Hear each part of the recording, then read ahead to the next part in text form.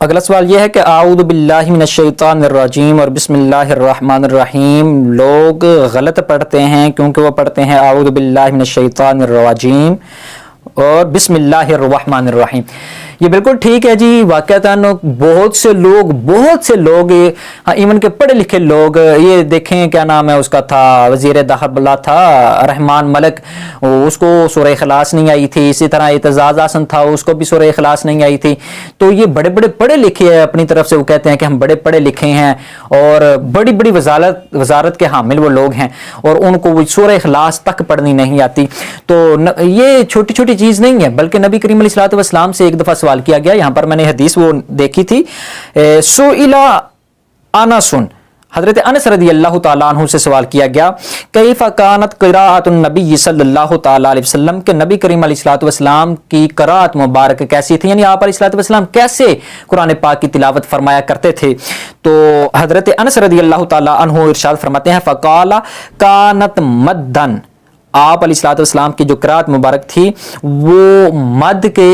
ساتھ تھی، یعنی آپ علیہ الصلوۃ والسلام جس یہاں پر مد کی ضرورت ہوتی تھی شاد مد کی، وہاں پر وہ شاد مد پڑھتے تھے۔ ثم قرأ، پھر حضرت انس رضی اللہ تعالی عنہ نے پڑھا بسم اللہ الرحمن الرحیم، وہاں پر یمد بسم اللہ ویمد بالرحمن ویمد بالرحیم۔ تو حضرت انس رضی اللہ تعالیٰ عنہ ارشاد فرماتے ہیں کہ آپ علیہ الصلوۃ والسلام اس طرح پڑھتے تھے، بسم اللہ الرحمن الرحیم، یعنی آپ علیہ الصلوۃ والسلام لفظ اللہ کے اوپر بھی مد پڑھتے تھے، الرحمن کے اوپر بھی مد پڑھتے تھے، اور الرحیم کے اوپر بھی مد پڑھتے تھے۔ اب یہ دیکھنے میں چھوٹی چیز ہے، لیکن آپ علیہ الصلوۃ والسلام کی سنت پر عمل ہونا چاہیے۔ پھر یہ تو چلو سنت ہو گیا، اللہ تبارک و تعالیٰ قرآن کریم میں ارشاد فرماتا ہے وَرَتِّلِ الْقُرْآنَ تَرْتِيلًا، قرآن کریم کو خوب آہستہ آہستہ ٹھہر ٹھہر کے پڑھنا چاہیے۔ اور رتل جو ہے وہ امر کا صیغہ ہے، یعنی اس کا مطلب یہ ہے کہ اللہ تبارک و تعالیٰ نے ہم کو حکم دیا ہے، تو قرآن کریم کو بھی آپ صحیح طرح سے پڑھیں۔ ہاں سوال وہ پیچھے رہ گیا کہ کئی لوگ جو پڑھتے ہیں اعوذ باللہ من الشیطان الرجیم، تو یہ نروا نہیں ہے، اس میں واو نہیں ہے، بلکہ آپ اس کو اس طرح پروناؤنس کریں، اعوذ باللہ من الشیطان الرجیم، نرجیم، نروا نہیں، نرجیم۔ اور پھر آپ کو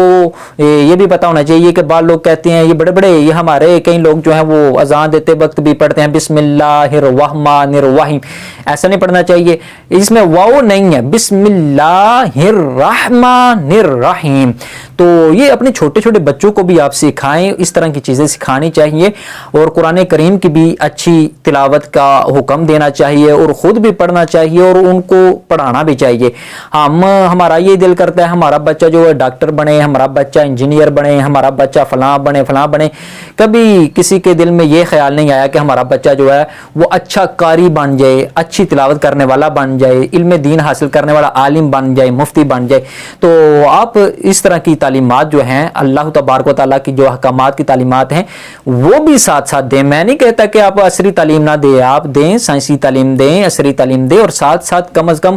اتنا تو قرآن پاک کی، احادیث مبارکہ کی، اسلامی تعلیمات کی اس کو تعلیم دیں کہ وہ اپنی زندگی تو سنوار سکے۔